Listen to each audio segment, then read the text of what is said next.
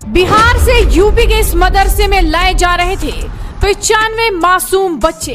राम की नगरी अयोध्या में हो गया बड़ा पर्दाफाश, तो मौलाना के उड़ गए होश। योगी की पुलिस अब लेगी तगड़ा एक्शन, जल्द होगा बड़ा खुलासा।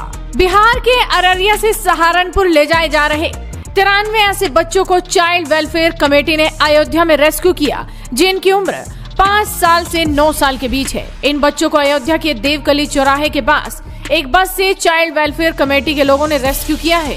और हद तो देखिए, बस में बच्चों को जानवरों की तरह भरा गया था।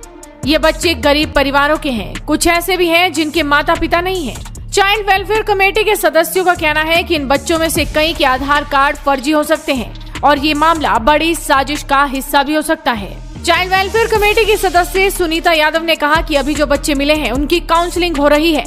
बच्चों को ये तक नहीं मालूम कि वो आपस में भाई भाई हैं या फिर मोहल्ले के हैं। ऐसा भी हो रहा है कि वो एड्रेस गलत बता रहे हैं। किसी को नहीं पता है कि वो मोहल्ले के हैं, और ऐसा भी हो रहा है कि जैसे नाम वो लोग एड्रेस कुछ गलत बता रहे हैं और पूछने पे बता रहे हैं कि जैसे कि आधार कार्ड जब चेक किया तो पता चला उसमें नाम दूसरा है, वो अपने जिले का नाम भी नहीं बता पा रहे हैं। और 15 साल के कोई बच्चे लग भी नहीं रहे हैं, क्योंकि वो बच्चे सारे मदरसे जा रहे हैं। तो बच्चों से पूछा जा रहा है कि आपको क्यों ले जाया जा रहा है। बच्चों को कुछ नहीं पता है कि उनको कहाँ ले जाया जा रहा है, किस लिए ले जाया जा रहा है। क्योंकि बच्चों का कहना है सर कि क्या बोलते हैं, हाफिज जी ने बोला था मुझे, तो मैं उसके मम्मी ने भेज दिया उनके साथ। फिर मैंने पूछा मम्मी के साथ कैसे गए। कुछ बच्चों को जो मदरसे के हाफिज जी थे उनको घर से लेके गए थे, कि घर से उठाया, फिर वहां से बस पे बैठाया, फिर उसके बाद लेके निकल आए। और कुछ बच्चों को तो उनके माँ बाप से जैसे खाली बता दिया गया कि बच्चों को भेज दीजिए।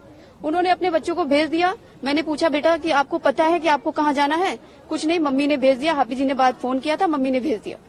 तो ये सिचुएशन है सर। मुझे लगता है कि बच्चों आधार कार्ड भी कुछ लग रहा है फेक है या फिर हाँ सर, आधार कार्ड सर, जैसे कि हमने काउंसलिंग के दौरान जो हमें पता चल रहा है, बच्चा कुछ और एड्रेस बता रहा है, और जब आधार कार्ड देख रहे हैं तो उसमें आधार कार्ड में नाम पता है, एड्रेस कुछ अलग है। तो हमें जहाँ तक लगता है सर, बच्चों को मदरसे का नाम भी नहीं पता है और आधार कार्ड भी हो सकता है फेक हो या फर्जी बनाया गया हो।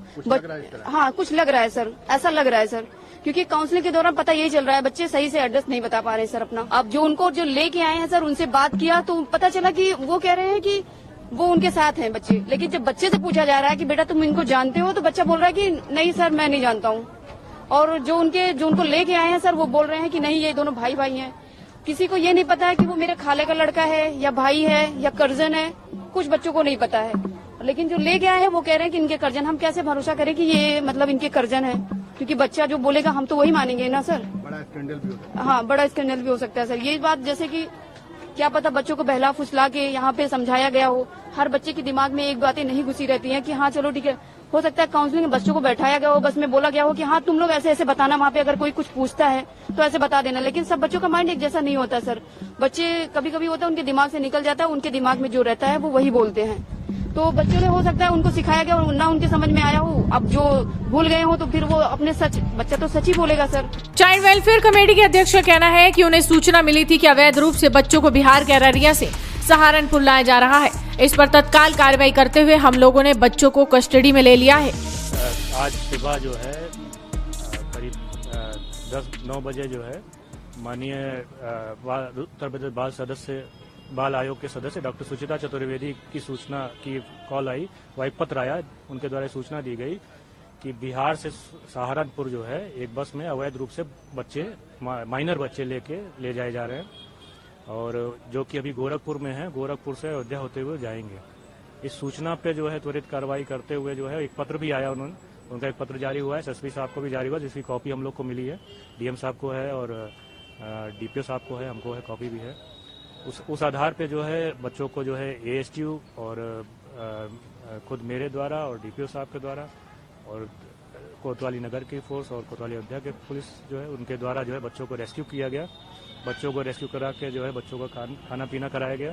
खाना पीना के पश्चात जो है बच्चों का जो है मेडिकल कराया जा रहा है, क्योंकि बच्चों के साथ बच्चों के माता पिता नहीं है, ना ही जो लोग लेके जा रहे थे उनके पास कोई कंसेंट लेटर है माता पिता का। बच्चे 4 साल से 12 साल तक की उम्र के हैं और बहुत ही माइनर, बहुत ही छोटे बच्चे, मासूम बच्चे हैं। बहुत सारे ऐसे बच्चे हैं जिनका यह कहना है कि उनको ये नहीं पता कि हम कहाँ जा रहे हैं।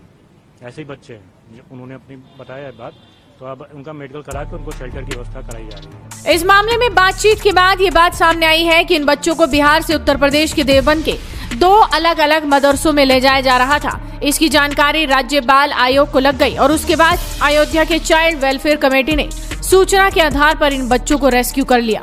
हैरानी की बात यह है कि एक बस में इन 93 बच्चों को बैठाया गया था। साथ ही साथ 2 दर्जन से ज्यादा पैसेंजर भी बैठ गए थे। जानवरों से भी बदतर स्थिति में बच्चों को बिहार से यूपी के देवबंद स्थित मदरसे तक ले जाया जा रहा था। बस में सवार राहुल सिंह ने कहा कि बच्चों से मेरा कोई लेना देना नहीं है, मैं तो अररिया से लुधियाना जा रहा हूँ। वो लोग अलग हैं, हम अलग हैं। वो सब है, क्या कहते हैं, मौलवी सब जो होते हैं, मौलवी मौलाना, बस। नहीं, हम लोग तो पैसेंजर है, वो उनका अलग टीम है, मेरा अलग टीम है, उससे मेरा कोई लेना देना नहीं है।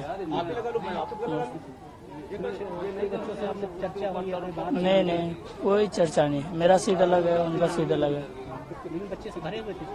हाँ, भरा हुआ है बस बच्चे से।